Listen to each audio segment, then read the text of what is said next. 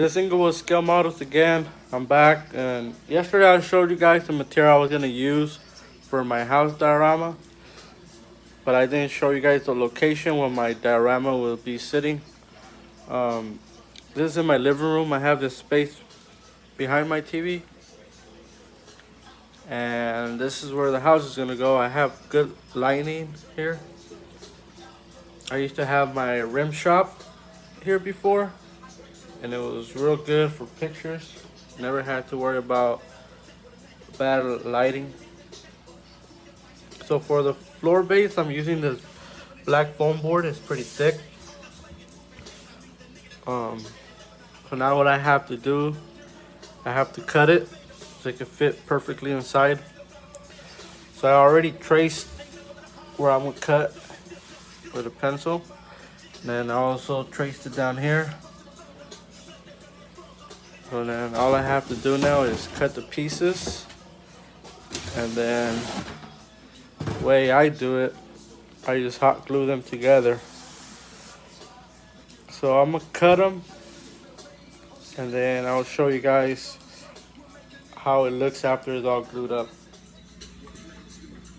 So I'll use a ruler to hold it in place, just so my cuts could come out nice and straight. Want to dig in and just cut real slow. You don't want to go too fast.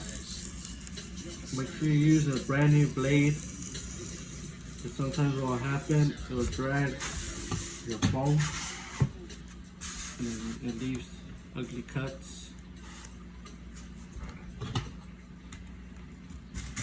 I'm recording with my phone, so I don't have a video camera with a stand. Place it over me, so I'll show you whatever I can with my phone.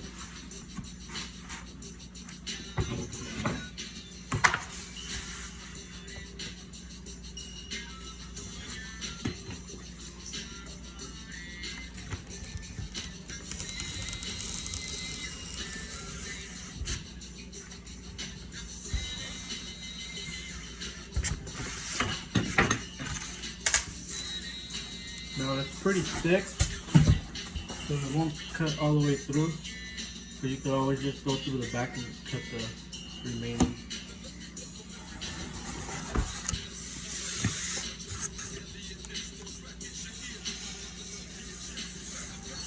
All you have to do is cut the rest of the paper that didn't go through.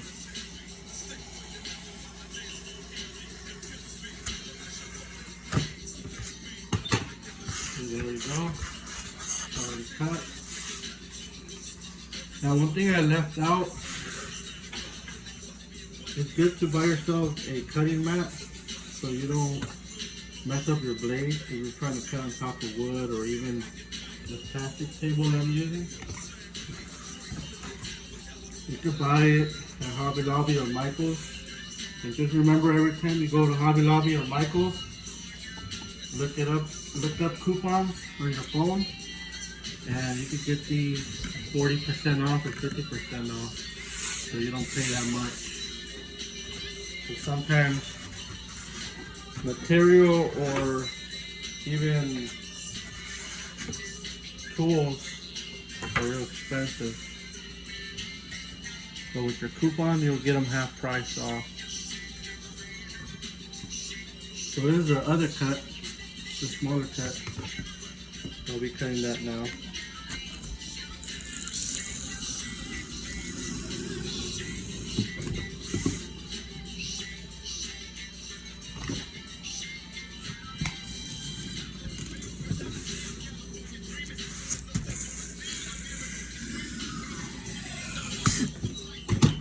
So I got that cut.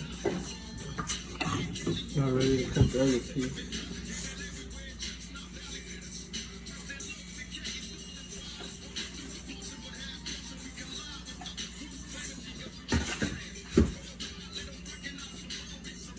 I'll show you. So this is one of the pieces. Flush. This is the smaller one. Now the bigger one goes here. On this one, I don't have to cut nothing but the front piece that overhangs. So I'll cut that and then put it here so you guys can see.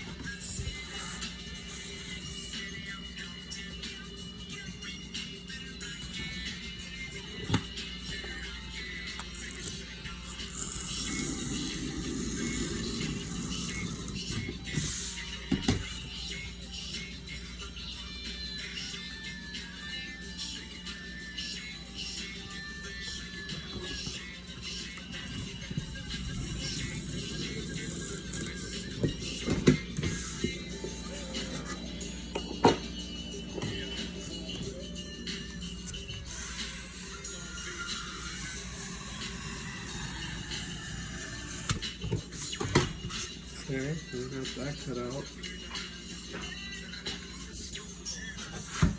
So now, the way I like to place my stuff after I cut it, any cuts I like to put them on the side that you won't see.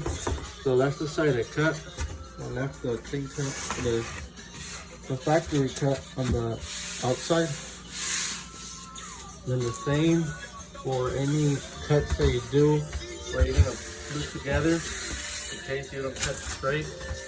I always leave the cut on the outside, so right here you can see how it's really not a straight cut.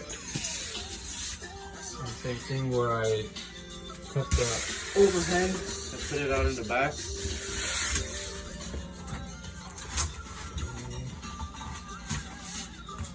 Just a little bit.